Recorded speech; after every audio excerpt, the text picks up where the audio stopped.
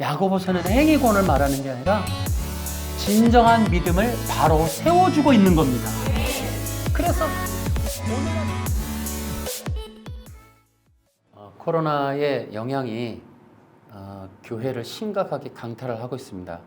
정부의 정책이 더 강력하게 이런 종교 핍박, 교회에 대한 핍박으로 이어지고 있는데, 이런 때 늘 생각하지만 정말 교인들이 신앙생활하기가 매우 어렵겠구나라는 생각을 하게 됩니다.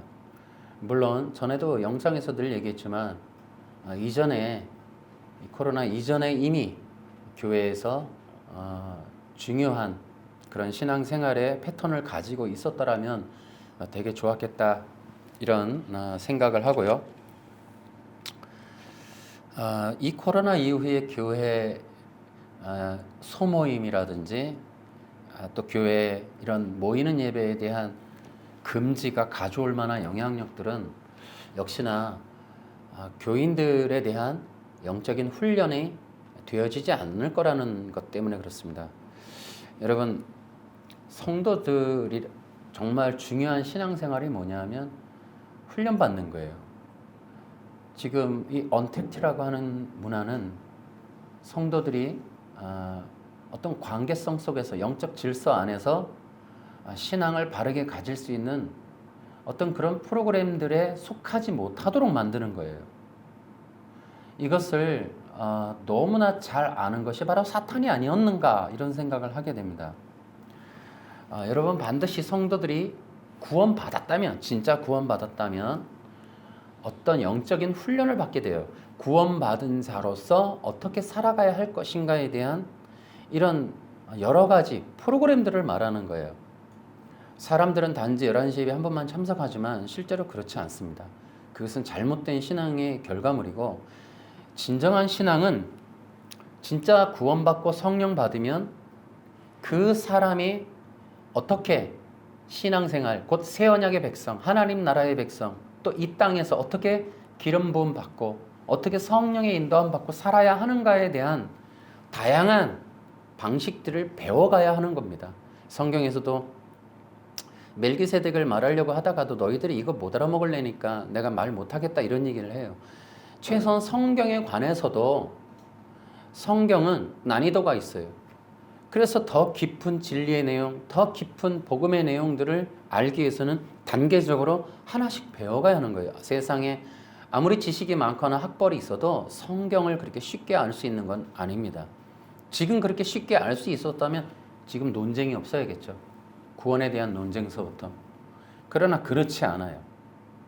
그렇기 때문에 이 성도들은 이미 이 관계성이 허용되었던 시절에 많은 훈련이 있었으면 되게 좋았어요. 그래서 앞으로의 더 험난한 시련, 믿음의 시련이 온다 해도 잘 극복할 수 있는 그런 조건들을 갖추게 되는 겁니다. 그러나 미래 세대라도 이런 것들을 위해서, 곧 바른 신앙과 바른 믿음을 가지고 주님 오시는 날까지 진정한 신앙인으로 살아가기 위해서라면 지금이라도 배울 것 많이 배워야 한다라는 거예요. 유튜브로 저도 설교를 올리지만 유튜브의 한계는 정보 전달 외에 무엇을 더 할 수 있을까라는 그런 회의감도 없잖아 있습니다. 여러분들이 성경을 몇 가지를 더 잘 아는 것이 여러분들의 영성 훈련을 대체할 수는 없는 겁니다. 영성 훈련에는 여러 가지가 있어요. 성경의 진리 부분을 배우는 것도 있어요. 근데 성경의 어떤 내용들을 배우는 것도 어떤 누구의 설교 한 편을 듣는다고 되어지는 건 아니에요. 그것도 역시나 어떤 프로그램, 어떤 그 속에 있는 이 프로그램 속에서 그 어떤 패턴에 의해서 그들과의 관계성 속에서 그의 내면까지 터치해 가면서 실제적으로 배워가야 되는 거예요. 정보 전달이 아닌 실제적인 체험이 되어지는 그러한 배움이 있어야 돼요. 그게 성경이 말하는 알미라는 거예요. 그것뿐만 아니라 여러분의 내면적인 터치는 또 어떠할까요? 여러분이 인간의 죄성이, 인간 안에 있는 본성이 아담의 죄성으로부터 온 그 본성은 예수 믿는다고 그 자리에서 사라지는 게 아니에요. 로마서 7장에서도 보면 내 안에 선한 것이 없음을 깨닫고 육과 영의 두 왕국의 전쟁이 있음을 보여주고 있어요. 그 이후에도 수 없는 성도들의 그런 부침, 그런 일어서고 또 넘어지고 또 다시 시련이 오고 또 절망과 낙담 속에 다시 일어서고 하는 그런 과정을 통해 성령님이 이루어 가시는 그 성도들의 내면에 일어나는 하나님 나라의 운동들이 있어요. 그런 것들을 깨달아 아는 것도 이 프로그램 속에서 훈련을 통해 되어지는 거예요. 어느 날 몇 가지 듣는다고 되어지는 게 아니에요. 인간의 본성의 문제가 얼마나 심각하냐. 최초의 인간이었던 아담도 하나님을 대적했습니다. 여러분, 우리도 마찬가지. 아담조차도 하나님의 말씀에 순종할 수 없는 본성을 가지고 있었어요.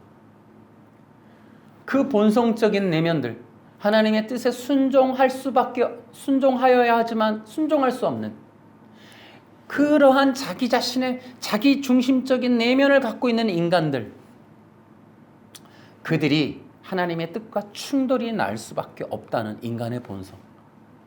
그래서 자기 영광이 아닌 하나님의 영광을 위하여 그들이 살 수 없는 본성을 가지고 있다는 것. 그런 것들을 이제 훈련받아야 돼. 그러나 교회라고 하는 패턴, 기독교인의 패턴은 뭐냐 하면 결국엔 교회라는 곳은 종교 시설로서 사용하고 이용해 왔다는 거예요.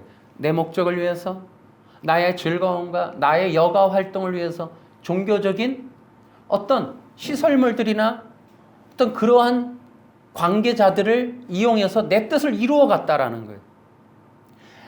그러한 종교 생활이 그들로 하여금 영원한 생명을 보장하는 것만은 아니에요.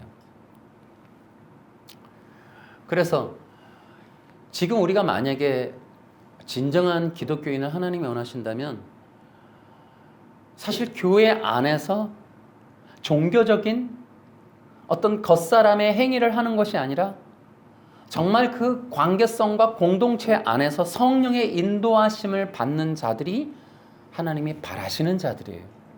근데 여러분 기억하십시오. 그래서 교회 안에 들어간다는 건, 공동체 안에 있다는 건 우리의 본성과 맞지를 않아요. 내 뜻대로 되어지지 않아요. 이상하게 교회라는 곳은 시험이 많아요. 교회라는 곳은 내 마음대로 되어지는 것만은 아니에요. 일단 사람이 가장 힘들어하는 권위자를 세워야 하고 누구의 말을 들어야 하고 어떤 뜻에 순종해야 한다라고 하는 인간의 본성, 기본적인 본성에 가장 부딪히는 것들이 교회 안에 존재를 해요. 사람들은 길길이 날뛰는 야생마와 같은데 그래서 자기 뜻대로 자기 욕망대로 세상 사람들에게, 수많은 사람들에게 인정과 경배와 칭찬을 받고 싶어하는 존재성으로 교회 공동체 안에 들어갔는데 자기의 존재감은 고사하고 명령과 순종과 또 거기에 따르는 충성의 일들만 남아있기 때문에 사람들은 교회 공동체를 거부하고 불편해하는 경향이 많습니다. 그러나 그러한 공동체를 주시고 교회라는 그리스도의 몸을 주신 이유는 그 안에서 성도들의 진정한 구원의 삶, 가장 하나님의 영광에 방해가 되는 인간의 본성적인 이 죄의 문제, 본성의 문제, 이 육신의 문제, 내 뜻대로 해버리고 싶고 하나님이 왕이 아닌 내가 왕이 되어 내 말이 법이 되는 세상, 내 욕망의 성취가 우선되는 세상, 내 욕망의 성취를 통하여 종교적 우월감을 나타내고 그 우월감이 곧 신적인 가까움과 신적인 권위를 갖게 되므로 사람들에게 경배와 친송과 인정을 받기를 소망하는 마음으로, 그런 열망으로 공동체 안에서 들어가서 활동을 해도 이루어지지 않을 때 오는 박탈감, 절망감, 그것을 소위 말하는 시험이라는 것으로 인하여 수많은 사람들에게 절망을 가져다주는 교회 공동체의 프로그램, 이런 것들을 사람들은 거부한단 말이에요. 그래서 수많은 사람들이 교회를 겉돌고는 있지만 여러분, 교회라는 곳은 성령의 인도함 안에서 정말 나를 생명의 사람으로 성장시켜주는 요람이라는 것을 기억해야 돼요. 여러분, 신앙생활이라는 것은 성령으로 익어가는 거예요. 그래서 우리가 이미 2020년 3월 1일 이전에 누누이 강조했듯이, 작년서부터 누누이 강조했듯이 지금은 구별과 분별의 시대다. 그러면 하나님이 왜 분별하는가? 잘못된 자를 떨어뜨리려는 게 아니라 알곡을 고르시기 위함이다. 그럼 하나님이 알곡을 골라서 도대체 뭐 하시는가? 하나님이 신부와 군사로 무장과 단장을 하신다.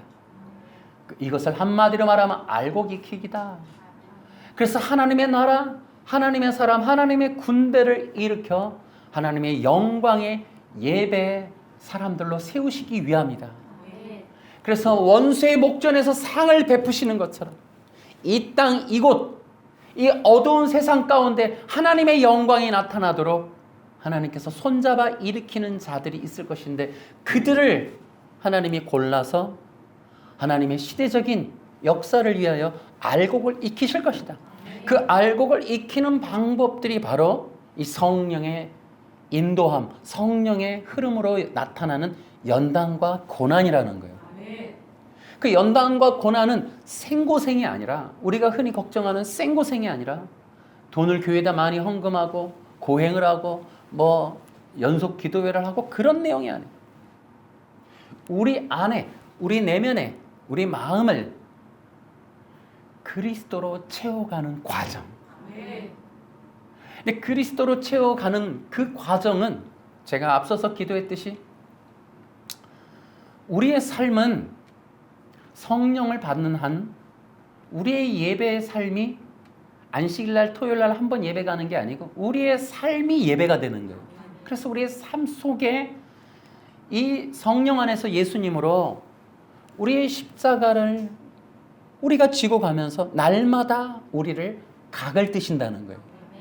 그래서 우리를 번제물로 삼으시는 것이 토요일날 안식일 11시에 한 번이 아니라 우리의 삶에 우리는 늘 번제물로 드려진다는 거예요.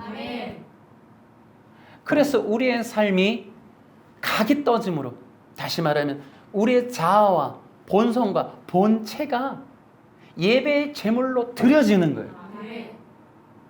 그런 과정을 통해 주님이 그 틈나는 곳으로 그리스도의 생명을 부어 그렇게 자신을 십자가에 못 박는 예배자들을 그리스도의 형상으로 변화시켜가는 과정이 연단이요, 쉬운 말로는 알곡 익히기요, 그런 자들을 예배자들로 세우신다. 그런 일들을 시행하는 교회가 많지 않은 이유는 그런 말들을 꺼내거나 그러한 프로그램을 진행할 수 없으면 대한민국 교회가 그만큼 인본주의고 그만큼 우리는 신자유주의, 잘못된 바벨 종교에 속아 있다라는 것이고, 왜냐? 우리 대한민국 기독교의 목회하기에는 뭐가 있어요? 죄를 말하지 말아라, 사람들이 불편해하는 말을 하지 말아라, 부정적인 말을 하지 말아라. 왜? 사람들이 모이지 않으니까, 사람들이 싫어하니까, 사람들이 듣기 싫어하고 사람들이 교회에 모이지 않을 테니까 라는 것을 목회하기라 하고, 그것을 정답으로 써내면 우리는 학위나 증을 받게 되는, 라이센스를 받게 되는, 그래서 권위를 잃게 되고 청빙받는 유리한 조건을 얻게 되는 그러한 내용들이 목회학의 안에 스며들어 있기 때문에 우리는 DNA 속에, 목회자가 되는 순간 DNA 속에 박혀 있는 건 부정적인 말, 죄라는 말을 하지 말아야지 라는 내용이라는 거예요. 우리는 그만큼 썩었다는 거죠. 우리 대한민국의 기독교가 회복하기 어려울 만큼이나 썩은 건 이미 우리 신학교부터, 우리 자체 기독교 자체 근원, 밑바탕, 주출돌부터 이미 다 썩어버렸다는 거예요. 그것이 바로 한국 기독교가 세워지면서 들어온 전 세계적인 자유주의 물결에 의해서 대한민국 기독교는 이미 손 쓸 수 없을 만큼 왜곡되어져 있다라는 것을 우리가 알 수가 있어요. 그래서 교회 안에 성령이라는 말 하기도 어렵지만은 교회 안에 성도를 향한 하나님의 어떤 연단이나 고난이 있을 수 있다라는 거예요. 여러분 무조건 감사하라, 여러분 성공하라가 대단히로 많이 있는 곳에서 연단이 있을 수 있다는 얘기. 그래서 성령 안에서 익어질 수 있고, 그래서 이 성령 안에 있는 성도들은 자신의 영광과 꿈과 성취를 위해서 사는 것이 아니라 오히려 세상 속에 가지고 있던 꿈과 절간에 가서 빌만한 내용들의 기도 제목들을 쓰레기통에 던져버리고 모닥불에 다 태워버리고 그리고 툭툭 털고 교회에 들어와서는 새 사람으로 오직 그리스도 외에 아무것도 알지 아니기로 작정하겠다라고 마음 먹게 되고 변화하는 과정을 거친 사람들을 성도로 한단 말이에요. 그런 것을 신앙생활이라 하는 거예요. 자신의 욕구 욕망 미처 다 이루지 못한 꿈을 교회 안에서라도 이루어보겠다라고 갖고 오는 것은 기독교가 아니다 이 말이에요. 그런 것들을 성취시켜주겠다고 프로그램을 돌리고 개발해내고 그러한 것들을 목회 기술로 여기면서 많은 사람들의 간증거리와 신문에 내는 그러한 프로그램의 선전 도구로 전락해버리는 것들을 가지고 있는 교회가 여러분 바른 기독교인가? 여러분 수많은 사람들에게 응답을 준다라고 하는 내용들의 여러 가지 것들을 가지고 있는 교회는 여러분 이미 기독교가 아니에요. 그건 절간이나 이슬람이나 다른 어떤 샤머니즘 종교와 전혀 다를 바가 없는 거예요. 여러분 기독교가 무엇인가? 기독교는 사람들의 꿈과 야망을 성취시켜주는 빌고비는 어떤 저 계룡산에 팔공산에 그런 바위들과 같은 존재가 기독교가 아니에요. 여러분 기독교는 진정으로 예수 그리스도라는 우리의 구세주를 통하여 영혼이 구원받고 그것을 통하여 죄에서 구원받고 하나님의 생명으로 다시 태어나게 만드는 이것이 바로 기독교라는 겁니다. 이것은 세상 어느 종교도 갖고 있지 않은 내용이에요. 세상에 있는 모든 종교들은 사람들을 도에 이르게 해주는 것들이에요. 사람들이 성장해서 배워서 수고하고 고행하고 노력하고 많은 공로를 쌓아서 어떤 경지에 이르고 응답을 얻어내고 하고 싶은 욕망들을 성취해내는 과정이 있다라고 선전하는 게 종교라는 겁니다. 그것들이 바로 수많은 종교들이 지금 여러분 눈앞에 있는 많은 종교들. 기독교는 십자가, 나를 위해서 대속해 죽은 어떤 구세주가 있고 인간은 죄에서 자신이 스스로 절대로 구원받을 수 없는 죄와 사망 권세에 있는 그 인간들의 죽음을 문제를 해결하기 위해서 하나님의 아들이라는 분이 오셔서 십자가에서 피를 흘려 대속의 피를 흘려 인간을 구원해내고 그들을 새로운 생명으로 인도해내어 그들을 하나님의 백성으로 삼겠다라고 하는 이 특별한 진리가 기독교라는 거예요. 그래서 기독교는 겉사람을 고치는 게 아니에요. 행동 양식을 고치는 게 아니에요.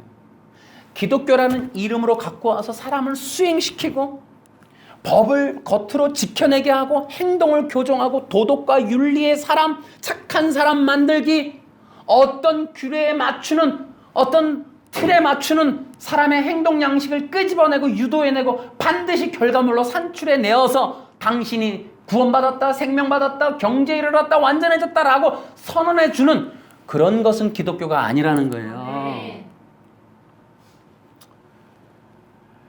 이 기독교가 이런 거짓된 종교가 현재 기독교라는 이름으로 들어와서 수많은 사람들을 속이는 이것이 바로 미혹이라는 겁니다. 여러분 바리새파 율법주의가 뭡니까? 율법이라는 문자 뒤에 숨어갖고 자신들의 욕구 욕망을 성취해내는 그러한 발판으로 삼아서 그 율법을 지키면 내가 안식일에 11시 예배에 참석하면 짐승의 표도 안 받고 구원도 받겠지. 내가 안식일 지켰으니 구원받겠지. 부모를 공양했으니 구원받겠지. 내가 일주일에 2번 금식했고 내가 무엇을 했고 내가 무엇을 했고 내가 무엇을 했고라고 하는 인간의 조건, 공로, 노력, 수행 이런 것들을 근거로 구원을 선포하거나 구원의 조건을 완성해냈다고 약속하거나 하는 이런 거짓된 유대주의 운동들. 구원을 믿음으로 받았어도 구원은 믿음으로 받고 믿음으로 의를 얻지만 그러나 사람이 구원을 버릴 수도 있고 내가 포기할 수도 있고 돌아설 수도 있고 인간이 어느 날 내가 버릴 수도 있다라고 하는 이 교묘한 인본주의. 아무리 예수님이 십자가에 죽었다, 복음을 설교하고 십자가를 설교하고 그래서 그분을 구세주라고 믿어서 구원은 받지만, 그러나 내가 버릴 수도 있다, 인간이 버릴 수도 있다라고 하는,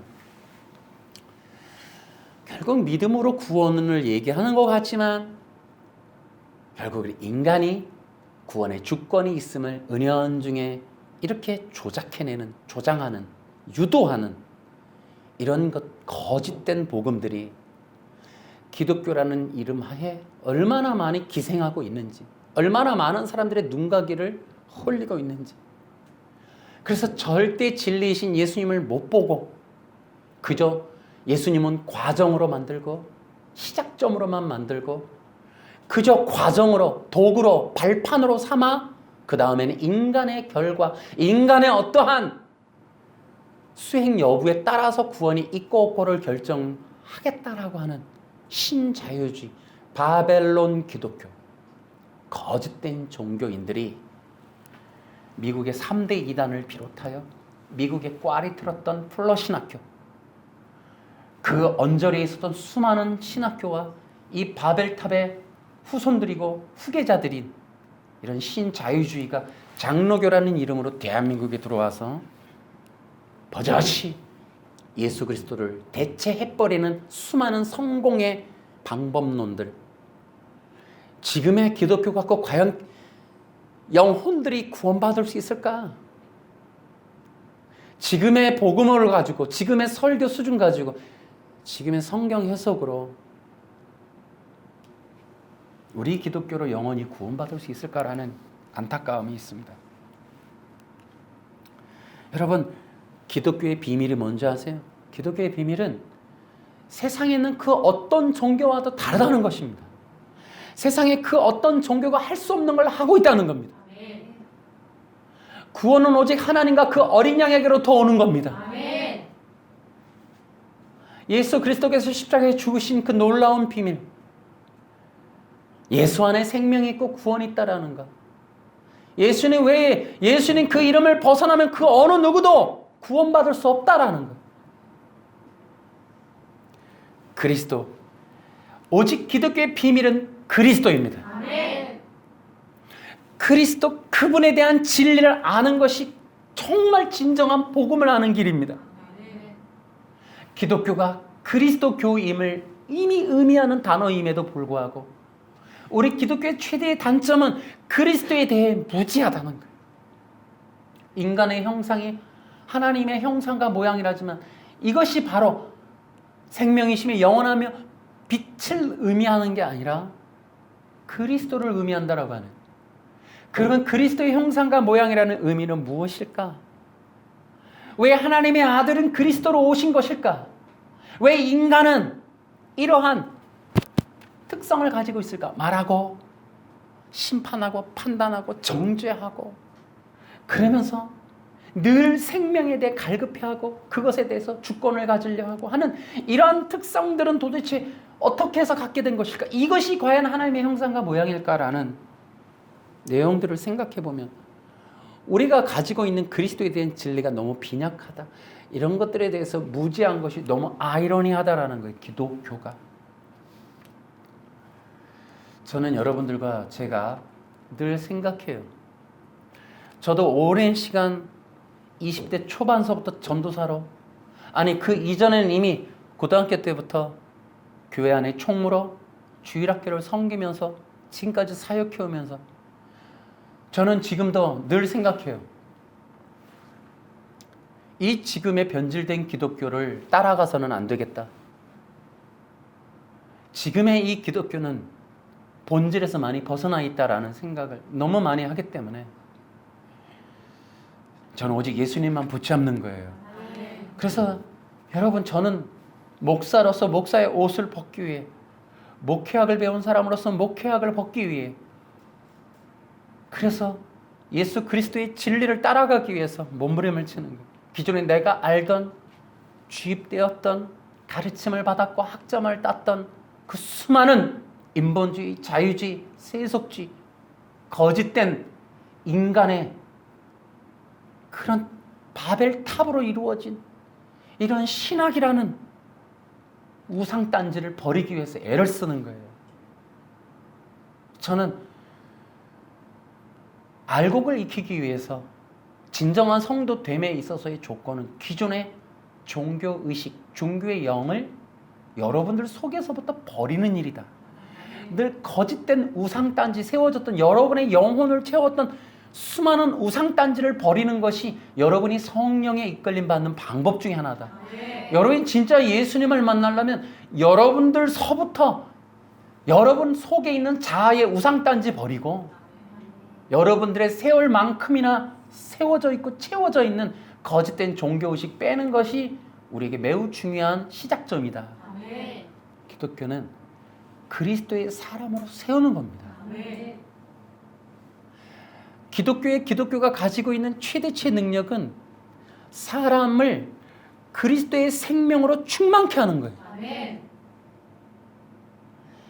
여러분 생각해 보십시오. 성도들이 윤리도덕으로 볼 때에 무흠한 자로 되는 것이 성령의 역사입니까? 절대 그렇지 않다는 거예요. 제가 이미 작년의 영상에서도 끊임없이 얘기했지만 성화라는 건 김세윤 박사가 얘기했듯이 유보적 구원론, 마지막에 예수 믿었어도 죽기 전에 윤리도덕을 봐야지 최종적인 구원을 알 수가 있다. 구원은 받았어도 완전한 구원이 아니고 마지막을 봐야 한다. 여러분 얼마나 신자유주의가 교활한 말을 합니까? 성경을 어디 그런 게 있습니까? 최종 구원에 윤리도덕이 있다고. 성경은 그렇지 않습니다. 하나님의 계획이 결코 윤리도덕 수준에 머무르는 게 아니라 거룩하신 하나님, 거룩하신 하나님의 아들 되시는 예수 그리스도의 형상으로 화하는 것이 성도들의 결과입니다. 아멘. 윤리도덕에 맞추는 기준점을 맞추는 겨우 그러한 성화가 아니라 성화라는 이름으로 착하게 살라는 것이 아니라 성화라는 건 무엇이냐? 예수님의 형상을 회복하는 겁니다. 아멘. 여러분 내가 앤드류 강 설교를 들어보니까 여러분 이 요한계시록 19장인가 18장을 설교하면서 보아라고 이게 바벨론 얘기 나오는 곳에서 이거 교회를 뜻하는 거라고. 여러분 어디 그게 교회를 뜻합니까? 억지 문자 해석을 해내는 앤드류 강을 보면 불쌍한 거예요. 결국 유대주의 그 화이분의 그 하수인으로 전락해서 결국 십계명 돌판만을 전하려고 하는 결국은 이 돌판주의자. 그래서 그걸 지켜야 기필코 짐승의 표를 안 받는다. 안식일날 토요일날 반드시 11시 예배 나가야 짐승의 표를 안 받는다는 허무한 종교를 추종하고 있는 그런 앤드류 강을 볼 때 여러분 측은한 거예요. 여러분은 토요일날 11시 예배 드리는 사람들이 아니라 신령과 진정으로 예배하는 사람들이에요. 하나님이 여러분 전 세계 사람들을 구원함에 있어서 토요일날이나 어느 한 날짜 한 시간 한국형 예배 이것이 안식일 지킴이라고 여러분 해놓으셨겠습니까? 여러분? 이런 어리석은. 그래서 제가 목회를 오래 하면서도 제가 또 얘기하는 거예요. 제가 목사가 죽어야 교회가 산다라는 거예요. 목사의 야망이 죽어야 교회가 회복이 돼요. 새로운 종교를 만들고 내 이름을 날리고 교회를 키우고 건물을 짓고 집회를 열고 사람들을 모으고 교단을 설립하고 교파를 설립하고 하려고 하는 어마어마한 인간의 야망. 얼마를 더 가져도 만족할 줄 모르는 100만 명, 200만 명, 아니 전 세계를 종교화해도 만족할 수 없는 인간의 욕망. 그 목사라는 존재가 죽어야 기독교가 삽니다. 그래서 저는 예수님 외에 아무것도 잡지 않기로 하는 거예요. 그래야 여러분도 편안한 거예요. 그래야 여러분도 예수님 만나는 거예요. 그래서 토요일날 사람 모아 교파 만들어 십계명 돌판을 지켜 그래야 짐승의 표 안 받는다라고 하는 이 허망한 종교를 여러분 따라가는 자가 없기를 바랍니다. 거짓된 이 바벨론의 후예들 여러분 그들에게 속지 마셔야 돼요. 제가 때로 안타까울 때가 그 앤드류 영상을 보면서 돈이 마를 때 세계 코로나 이후 뭐 이런 자극적인 영상들의 조회수가 많아요. 그래서 제가 그 영상들을 보면 패턴이 있어요. 정말 수없는 자료들을 제시해요. 그럴싸한 세계 경제가 몰락할 것이다. 돈이 마르게 될 것이다. 그러나 이 위기, 이 재앙을 겪지 않으려면 어떻게 해야 될까요? 계명을 지켜야 됩니다. 이것이 하나의 패턴이에요. 패턴. 마지막 시대의 재앙, 계시록의 재앙, 무서운 재앙을 피하는 길은 계명을 지키는 것이다. 법을 지키는 것이다. 이런 내용을 해요. 여러분이 이 패턴에서 앤드류 강은 벗어날 수 없어요. 여러분은 앤드류 강을 통해 예수님을 믿으면 구원받는다는 이 말을 절대로 들을 수 없습니다. 앤드류 강은 오히려 반대예요. 믿기만 하면 구원받는다. 믿기만 하면 죄를 가지고도 구원받을 수 있다고 주장하는 이 바벨론이라는 거예요. 이렇게 얘기한다는 거예요. 우리가 죄를 가지고도 믿기만 하면 구원받는다고 우리가 가르친다는 거예요. 여러분, 앤드류 강을 통해서 절대로 들을 수 없는 말은 예수님을 믿으면 죄와 사망에서 구원받고 영원한 생명을 얻게 된다는 이 진리는 절대로 들을 수 없습니다. 기억하세요. 앤드류 강의 말이 정말 화려하고 정말 여러 가지 퍼포먼스 화면이 화려하고 내용이 교회를 치니까 시원한 듯한 느낌은 들어도 절대로 생명의 진리, 구원의 진리는 들을 수가 없어요. 그의 얘기 결국에는 계명의 이 계시록의 재앙을 안 받으려면 계명을 지켜야 된다. 여러분 이 얘기밖에 없어요. 예수님이라는 단어는 지나가요. 살짝 나오더라도 살짝 지나가요. 결국에 그의 결론은 앤드류 강의 설교의 결론은 계명입니다. 계명. 그의 기독교는 기독교가 아니에요. 기독교가. 그래서 여러분 저는 그렇습니다. 여러분이 영적으로 갈급한 일이 있을지라도 앤드류 강의 영상만큼은 보지 말아라. 앤드류 강을 가까이 하지 말아라. 그는 기독교인이 아니다. 계명교인이다. 절대로 기독교인이 아니에요. 기독교는 뭐냐? 오직 예수님이에요. 예수 그리스도가 전부라는 겁니다. 여러분 이 진리 하나를 전하기를 오직 예수님이라고 말하는 이 진리를 지금 이 시대에 전하는 게 굉장히 외로운 일이라는 거예요. 여러분 보시라니까요. 우리 주변을 돌아보자니까요. 오직 예수 별로 없어요. 예수님이면 전부 다 됩니다. 이건 찬양에나 있는 얘기예요. 예수님을 믿으면 우리는 구원받습니다. 여러분 이 얘기하면 조롱해요. 예수님을 믿으면 구원받는다는 것을 비아냥된다고요. 저들이 수많은 종교인들이 지금 여러분 이것을 우리는 좌시할 수 없는 겁니다. 이 날을 위해서 여러분 골리앗 앞에 섰던 다윗처럼 일어나서 오직 예수 그리스도의 이름을 외치라고 알곡을 고른 겁니다. 여러분 여러분 하나님이 그냥 군사와 신부 만들었습니까? 우리의 신부 대신 예수님의 이름이 훼손되는데 가만히 있습니까? 우리의 대장 대신 예수님이 그 명예가 꺾이는데 군사들이 가만히 있습니까? 부하들이 분연히 일어나서 싸워야죠. 계명보다도 못한 예수님이 됐잖아요. 지금 예수님을 믿어도 계명 안 지키면 구원이 안 되니 예수님은 계명보다도 못한 분이잖아요. 지금 여러분 이것이 기독교냐는 거예요. 기억하십시오. 진짜 성령 받은 자 분별하는 거 간단해요. 우리는 망하고 예수님은 흥해야 돼요. 아멘. 우리의 성공보다 중요한 건 예수님의 영광이에요. 아멘. 그것에 목숨 걸 수 있는 사람, 그 사람이 구원받은 사람이에요. 아멘. 기필코 당신의 기도, 당신의 성공, 당신의 꿈꾸는 야망이 이루어져야 되겠다. 그것은 어쩌면 우리랑 다른 길이에요. 우리 교회 와서 많은 사람들이 시험 받는 게 꿈과 야망 얘기 다 부셔버리거든요. 자신들이 이루고 싶었던 그 보따리 싸들고 왔던 거 다 풀어서 거짓이라고 다 헤쳐버리니까 시험 들어요.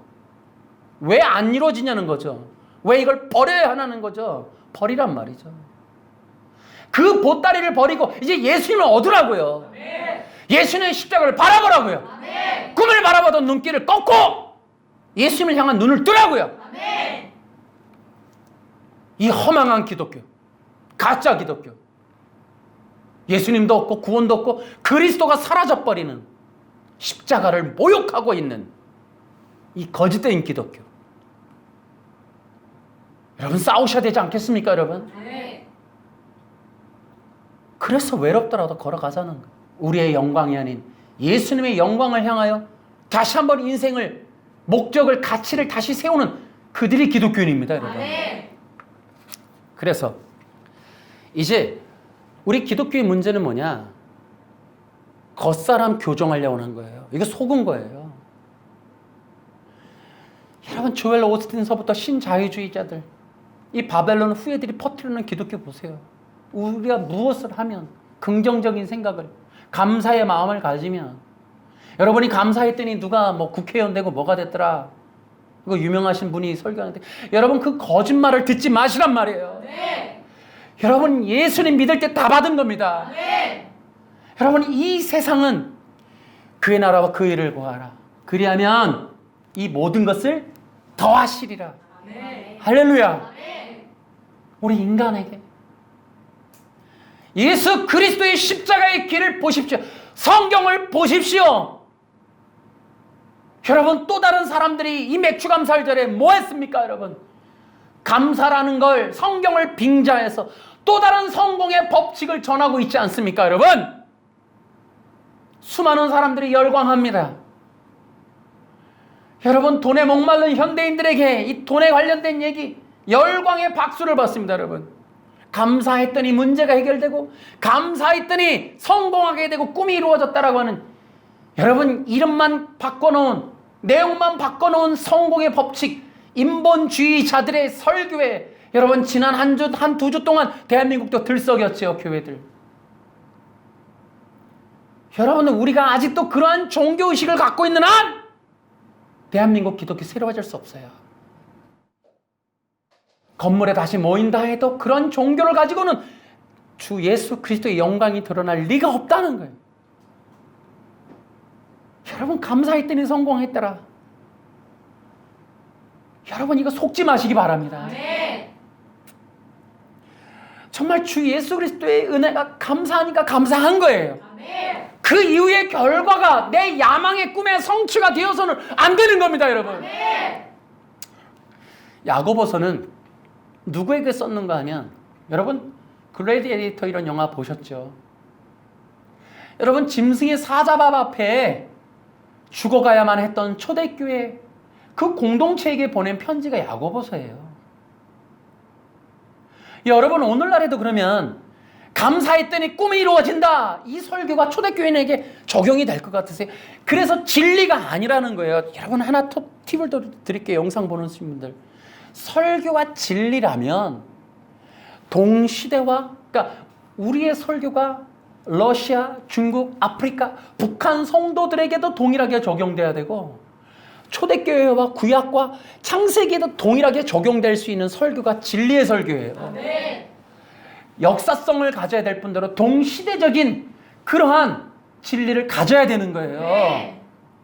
그것이 바로 복음이라는 겁니다. 네. 야고보서 사람들에게 감사했더니 꿈이 이루어진다 그러면, 살아남기 위해서 감사합니다, 감사합니다 이걸 주문하듯이 외우면 사자밥에 안 물린다고 이렇게 적용할 수 있겠냐는 거예요. 여러분 이게 마음 아프다. 왜 현대교회의 설교와 초대교회 설교는 다를까? 현대교회의 설교를 초대교인에게 전한다면 그들에게 적용이 될 수 있을까? 그들이 과연 아멘 할 수 있을까? 그것이 바로 세속화된 설교다라는 거예요. 예수님밖에 없는 거예요. 사자굴 앞에 있어도, 우리가 어떤 직위가 있고 부를 가지고 있어도 우리에게 전부는 예수님이에요. 아멘. 그 얘기를 야고보서가 하고 있는 거예요. 부자들에게 부가 있으니 니들 인생 멸망할 줄 알아라. 영혼이 멸망할 줄 알아. 가난한 자들에게는 너희들의 영혼이 부해졌음을 감사해라. 계층 간의 갈등, 핍박 앞에 있는 갈등, 여러 가지 교회가 가질 수 있는 수많은 갈등의 종합체가 야고보서예요. 여러분, 계층 간의 갈등이 뭡니까? 돈이라는 소유물을 통해 높고 낮음을 정하는 거예요. 신분의 차별이 생겨버리는 거예요. 여러분, 이것이 과연 교회 안에서 이루어질 것이냐는 거죠. 돈이 있는 자는 높아지고 돈이 없으면 가난해지는 것이, 이것이 또한 차별받아야 되고 학대받아야 될 낮은 계층으로서의 조건이 되는 것이냐? 아니라는 거죠. 그럴 수 없다는 겁니다. 그래서 야고보가 굉장히 우리로 현대 목회자들에게 교훈을 주는 건 부자들의 비율을 맞추는 설교가 아니라 그들이 돈이 있음으로 인하여 너희들의 영혼이 얼마나 빈약하고 가난한지를 알아야 된다라고 하는 부자들에게 대한 경고와 질책을 가할 수 있는 강력한 그런 설교자라는 거죠. 그래서 그들이 평생 쌓아온 부가 얼마나 허망하고 그들의 영혼에는 얼마나 해악이 되는지에 대해서 일갈해버리는 거예요.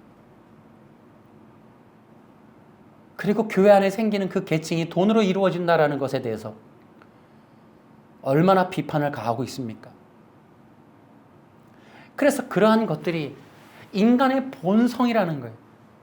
돈이라는 재물로 인하여 사람들을 높고 낮음으로 자신들이 경배를 받고 남을 통치하고 다스리게 되는 일들. 이것이 바로 악한 죄의 본성이 드러나는 거예요. 인간은 어떠한 조건이든지 그 발판만 주어지면 자기가 왕이 되고 인정받고 높아지고 스스로 경배와 칭송을 받고 타인의 마음과 뜻과 눈과 그들의 마음을 뺏어서 사모함을 받고 인정을 받고 사랑을 받고 경배를 받고 존경을 받고 칭찬을 받고 부러움을 다 받아서 그러한 사람의 감정의 쾌락을 누리려고 하는 그것이 인간의 본성이란 말이죠. 그런 것들에 대해서 드러내버리는 거예요. 초대교회 핍박 앞에 있는데도 불구하고 얄짤 없는 거예요. 야고보서가 인간의 본성에 집중하고 있는 거예요. 그래서 야고보서의 복음이 너무나 놀라운 거예요. 저는 그것이 도전이 되더라고요. 그래서 이 야고보서의 복음은 오늘날에도 우리에게 굉장히 은혜가 돼요. 그 야고보의 복음은 전체 복음서와 맥을 같이 해요. 그러니까 저의 설교가 야고보서를 넘어 다른 성경과도 맥을 같이 해야 돼요. 예를 들어 갈라디아서의 믿음으로의 구원과 야고보서의 행위의 구원이 충돌나게 설교하면 안 돼요. 이것이 어떻게 조화를 이루느냐, 무슨 뜻을 각각을 가지고 하나의 진리를 말하는지를 밝히는 게 설교인 거예요. 아멘. 여러분, 야고보서는 행위 구원을 말하는 것이 아니에요. 아멘. 거기에 믿음으로 구원받는 것이 아니다. 다시 말하면 교회 안에, 야고보 교회 안에 있는 수많은 거짓된 종교와 진리들을 드러내고 있거든요. 금방 얘기했듯이 믿어? 신자야? 잘 믿었어? 오래 신앙생활 했어? 너가 예수님을 직접 보았거나 체험을 했어? 그런다 해도 너희들의 믿음이 가짜일 수 있다라는 것에 대해서 그것을 드러내버리는 거예요. 그러니까 야고보서는 믿음이 가짜일 수 있다는 믿음의 거짓된 믿음, 외식된 믿음을 드러내는 것이지 그 믿음을 드러냈다고 행위구원을 말하는 것이 아니라는 거예요. 아멘. 여러분 기억하십시오. 성경 어디에서도 행위구원을 지지하지는 않습니다. 아멘. 행위구원이 있다라는 걸 고발하고 있지만 행위구원을 복음으로 말하고 있지는 않습니다. 아멘. 제가 창세기 2장 17절이 가지고 있는 어마어마한 내용들, 창세기 2장 17절 선악과 언약의 그리스도의 복음임과 그 그리스도의 복음을 포함한 하나님의 뜻이 또 무엇인지, 그리고 그 복음을 거역한 인간의 죄의 본성이 무엇인지에 대해서 차후에 좀 더 우리가 많은 얘기를 할 수 있을 때가 올 거라고 저는 보는데요. 그러나 우리가 기억해야 될 것은 창세기 2장 17절을 통해서 인간이 그리스도가 되려고 했다는 부분, 그래서 자기가 왕이 되고 자기가 신이 되고 자기가 통치자가 되어서 자기 뜻대로 살아보겠다라고 한 것이 인간의 원죄라는 거예요. 아멘. 아멘. 그것이 무엇이냐 하면은 사탄이가 창세기 3장에서 인간을 창세기 2장 17절 절대 진리를 받았던 인간을 타락시킬 때 인간을 충동질했던 건 인간이 가지고 있는 그리스도의 형상과 모양이었단 말이에요. 인간이 너도 충분히 하나님이 될 수 있고 선악과는 너가 하나님이 될 수 있는 능력 있는 열매이고 그걸 네가 먹는다면 너도 충분히 하나님의 영광이 아닌 너의 영광을 취하며 너의 영광이 나타날 수 있는 신적 존재가 되는 비밀스러운 능력이 있는 신비한 열매임을 가르쳐주고 의도했을 때 선악과 언약 앞에 아담은 시험에 들고 그것을 먹어버린단 말이에요. 그것을 먹을 때 그는 확신해요. 아, 이걸 먹으면 내가 하나님과 같은 능력이 생긴다라는 것에 대해서 착각을 하게 되는 거예요.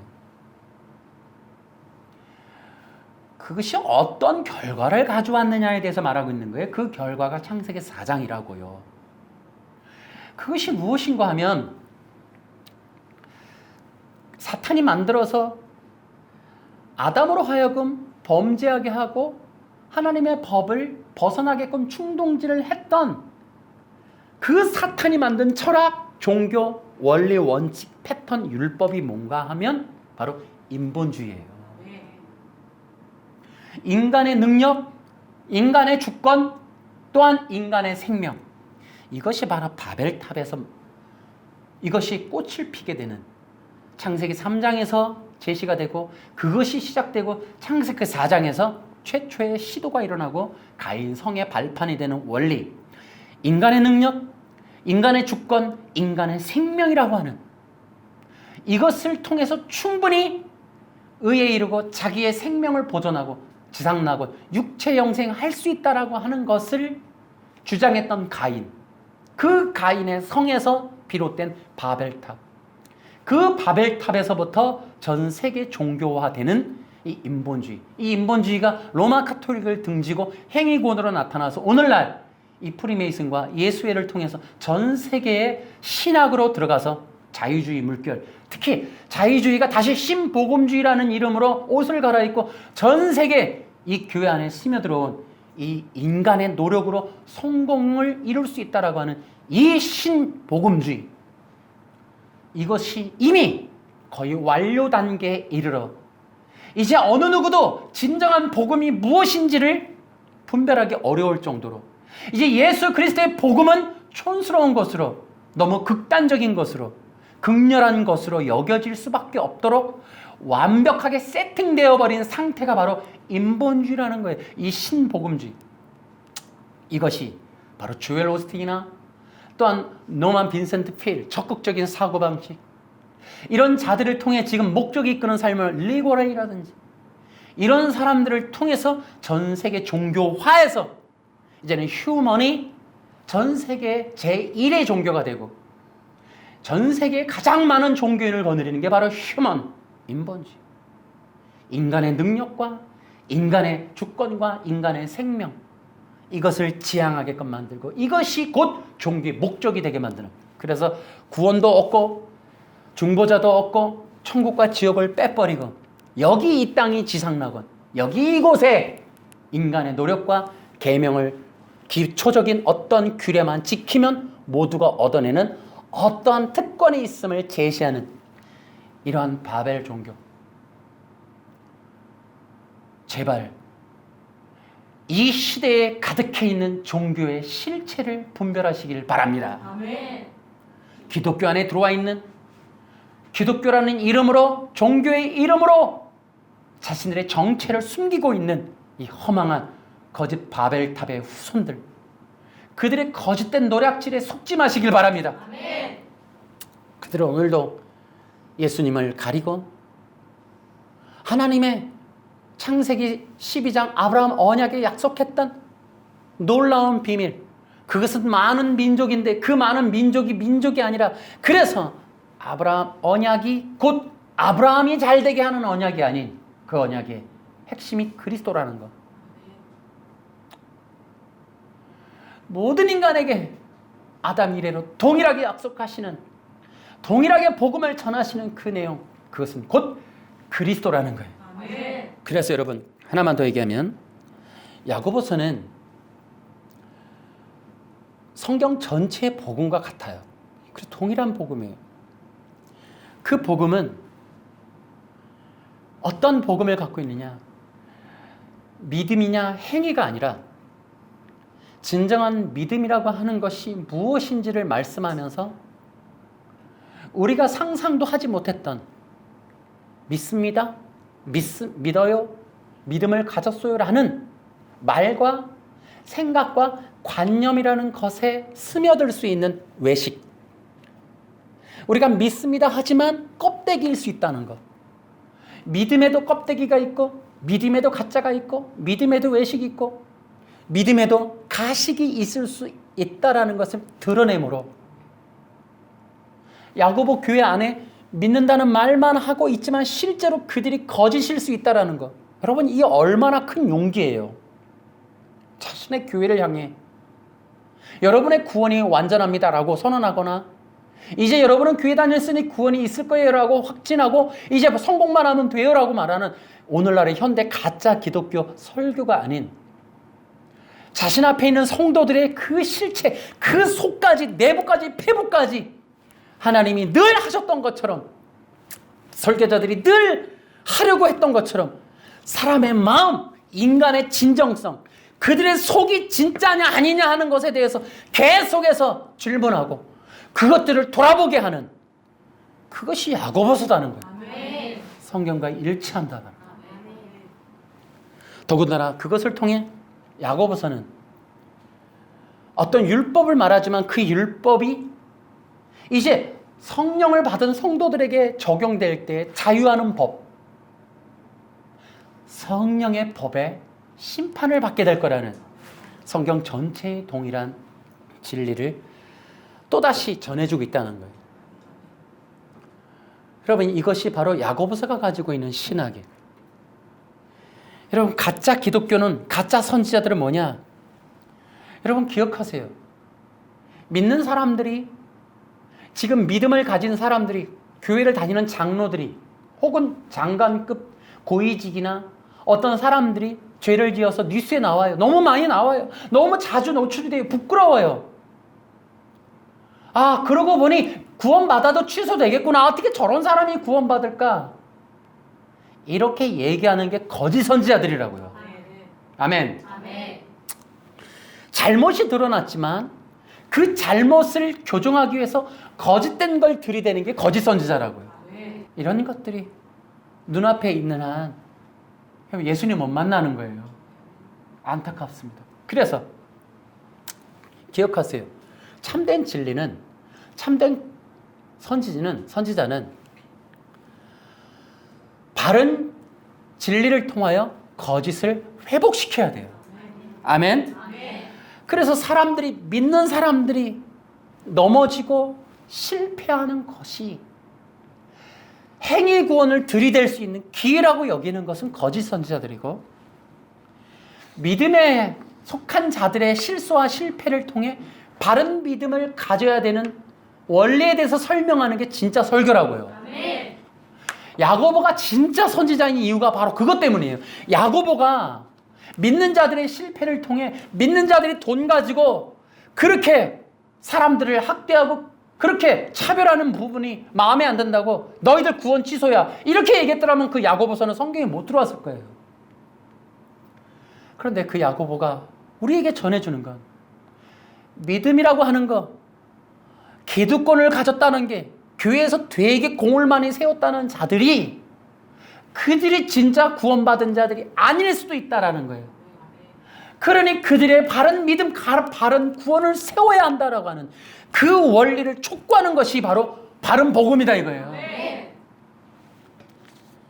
여러분 기존의 교회가 믿기만 하면 구원받는다, 죄를 가지고도, 그러면 그걸 고치려고 해야지 계명을 들이대서 십계명 교를 만들면 안 된다 이 말이에요. 네. 잘못입니다. 죄를 가지고 믿는다고 하면 안 됩니다라고 해야지. 그러면 되는 거예요.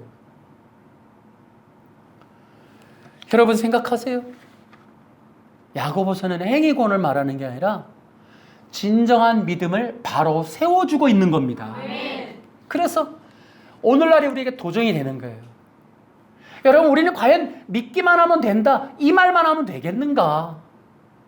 내가 믿음을 가졌다고 생각만 하면 되겠는가? 아니라는 거예요. 그래서 아브라함과 라합이라는 예를 드는 거예요, 예를. 여러분, 야고보가 아브라함을 들이대고 라합을 들이댄 건 나는 의미가 있다고 봐요. 여러 인물 중에 갑자기 생각을 해보니까 두 사람이 생각나 해서 쓰는 게 아니라, 여러분, 아브라함이라는 건 이스라엘 민족의 영적인 민족적인 혈통의 아버지격이에요. 그 아브라함이 어떠했는가에 대해서 말해주고 싶은 거예요, 야고보가. 여러분, 우리는 많은 것을 놓치고 있지만 갈라디아서에서 바울이 우리에게 놓치고 있는 부분을 지적해줘요. 그것이 쇼킹하단 말이에요. 아브라함에 약속했던 한 사람이 있는데 그 사람이 그리스도라는 거예요.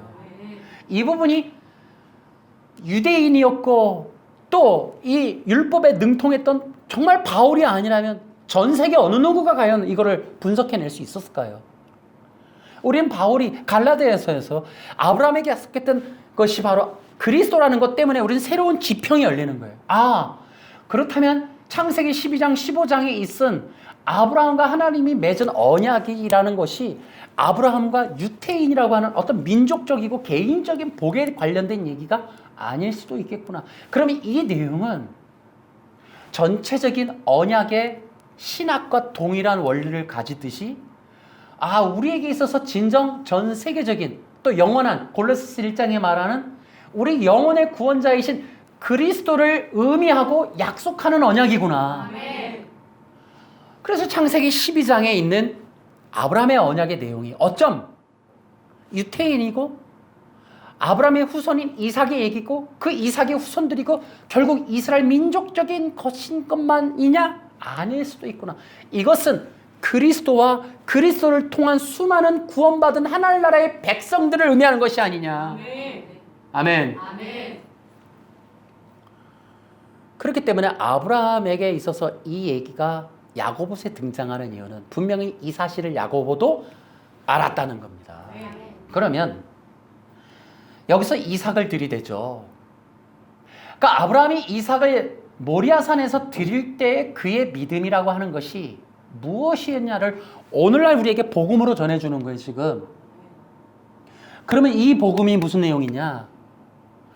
드디어는 아브라함이 창세기 12장, 15장의 언약의 실체가 이삭이라는 어떤 개인에게 향하는 거기에게 접촉이 되는 적용되는 언약이 아니라 바로 이삭은 그리스도를 알리는 것이었구나. 나에게 준다는 후손은 그리스도이시구나. 이것을 의미한다는 거예요. 그러면 모리아산에서 좀 드렸다라고 하는 이삭의 얘기를 꺼내는 이유는 아브라함이 지금 믿음의 대상이 설정이 되었다라는 거예요. 그의 꿈과 야망이, 그의 모든 삶의 목적이 이삭이었던 것이 이제 이삭이 아니라 그리스도라는 거예요. 그리스도에게로 향한 전환점이 있었다. 거듭남이 있었다라는 거예요. 그렇기 때문에 아브라함을 통하여 그리스도를 믿는 믿음을 가진 자가 자신의 가장 고귀한 것도 버릴 수 있는 행위로 나타날 수 있다라는 거예요. 진정한 믿음, 그리스도를 믿는 믿음은 그들의 삶으로 그들의 믿음이 무엇인지가 나타나야 된다는 겁니다. 할렐루야. 그것이 야고보서가 말하는 복음이라고요. 그러니까 행위구원을 말하는 게 아니고, 그래서 그리스도를 믿어 너희들이 진짜 믿음으로만이 얻을 수 있는 그리스도, 믿음으로라야만이 만날 수 있는 그리스도를 진짜 믿었다면, 보이지 않는 그분을 보이는 것처럼 믿는다면, 너희들의 믿음이 진짜라면 너희들의 삶을 통하여 그 믿음을 보여주어라. 아멘. 할렐루야. 아멘. 적어도 이삭이 기준이 되면, 아브라함에게 있어서 이삭이 기준이 된다면, 자기의 독생자인 그 이삭을 드리는 것이 기준점이라면, 행위의 기준점이라면, 야고보 교인들이 사자굴 앞에서 어떤 믿음을 보여야 할 것인가에 대해서 교훈을 받는다는 거죠. 아브라함이 이삭을 죽일 만큼 자기의 전부를 번제물로 태워서 드릴 수 있는 믿음의 표현을, 믿음의 삶을 나타내는 것이 진짜 그리스도 그분을 향한 믿음이라면 여러분들 사자굴 앞에서 여러분들의 믿음에 있는 진짜 그리스도를 믿는 믿음을 보여주십시오. 아멘. 할렐루야. 아멘. 이것이 마지막 시대 우리에게 주는 교훈이다. 아멘. 어쩌면 큰 도전이에요. 우리의 믿음이 무엇이 믿음이냐, 그리스도이냐에 대한 그 도전. 진짜 믿음이 그리스도에게 향하고 있는가? 영원한 하나님이시며 나의 구원자이시며 지금도 살아계시고 하나님 우편 보좌에 계신 그 나의 구세주가 그리스도임이 믿어진다면 오늘날 우리의 신앙생활, 코로나19 때문에 수없이 많은 사람들이 바람처럼 먼지처럼, 우리가 흙으로 지은 먼지로 지어진 자가 아니랄까 봐 먼지처럼 흩어져 버려서 그전에도 있었는가를 의심스러워할 만큼의 진짜 믿는 사람 보기 힘들어진 지금 이때 우리의 믿음이 아브라함과 이삭의 관계로 드러나야 될 정도의 복음이 있어야 한다면 우리는 어떻게 지금 신앙생활을 해야 될까요? 그 믿음의 적용이 사자굴 앞에 있는 성도들이었다면 오늘 우리들은 어떤 믿음 생활을 해야 되겠냐는 거예요. 내 아들 성공 못 시키고 유명해지지 않고 내 아들 대학 못 붙는데 제가 얘기하죠. 저 멱살 잡혀봤다고요. 목사도 멱살 잡고 당신이 기도 안 해줘서 새벽 기도 했는데 11조 했는데 1,000번째 했는데 왜 꿈이 안 이루어져? 라고 할 만한 사람들이 적지 않은 이 시대에 그 이삭을, 꿈을, 인생을, 생명 자체를, 근원의 뿌리를 십자가에 던지는 그 믿음, 이것을 순교적 믿음이라 한다 이 말이에요. 이 마지막 시대에 점점 갈수록 야고보가 던져주는 메시지, 그리스도를 믿는 믿음을 가진 자들의 삶은 순교로 나타나는 것이다. 아멘. 어떤 식으로든 포기와 죽음, 가글뜸, 자신의 뜻을 교회로 갖고 와서 내 자식 좀, 꿈 좀 이루어주세요, 성공시켜주세요 라는 것이 아니라 교회로 와서 이 허망한 세상의 세속의 꿈을 주님 앞에 드립니다. 아멘. 나를 드립니다. 아멘. 모든 걸 드립니다. 아멘. 할렐루야. 아멘. 주여, 예수 그리스도를 믿었기에, 예수 그리스도를 만났기에, 예수 그리스도를 확신하기에 저를 드립니다. 아멘. 할렐루야. 아멘. 나의 모든 근원, 사랑 덩어리, 애착 덩어리, 세상 덩어리, 꿈의 덩어리, 욕구 욕망의 덩어리, 나의 옛사람의 덩어리, 이거를 십자가 앞에 다 던져버립니다. 아멘. 주여 나를 긍휼히 여겨 주옵소서. 아멘. 그래서 야고보서가 목숨을 버려야 할 위기 앞에 있는 성도들에게 복음이요, 오늘 우리에게 엄청난 믿음의 시련을 주고 있는 이 시기에 우리에게는 어떤 믿음의 사람들을 하나님이 요구하시고 어떤 믿음을 가져야 이 시대를 통과할 수 있는지를 보여주고 있다 이 말이에요. 아멘. 할렐루야. 아멘. 여러분, 이제 우리들은 이 마지막 시대에 더욱 정교하고 무서운 세력의 인본주의 앞에 맞닥뜨리게 될 겁니다. 어쩌면 지금처럼 더 분별하기 어려운 세력이 있을 수도 있습니다. 거짓된 복음으로 인본주의를 퍼뜨리려고 하는 그 세력은 우리가 상상하는 것보다 더 큰 세력이고 위협적인 세력입니다. 그래서 여러분, 우리는 어떻게 해야 되느냐? 갈수록 더 원초적이 돼야 돼요. 신앙에 있어서는. 여러분, 기독교 신앙은 더욱 원초적일수록 강해집니다. 아멘. 여러분은 근원적인 원리를 붙잡길 바랍니다. 아멘. 성경에 있어서 성경 어디를 다 보고 해석해도 예수는 외에 다른 말 하지 않습니다. 여러분과 제가 이제 모든 것을 다해서 예수 그리스도를 붙잡길 바랍니다. 이제 이러한 자들만이 살아남아요. 여러분이 우리가 살아남을 수 있는 길, 분별할 수 있는 길, 이길 수 있는 길은 예수님을 붙잡는 거예요. 그분에게 붙어 있는 거예요. 기억하세요. 예수님만이 그리스도이시고 그리스도이신 예수님만이 하나님의 아들이십니다. 그분만이 우리의 구세주입니다.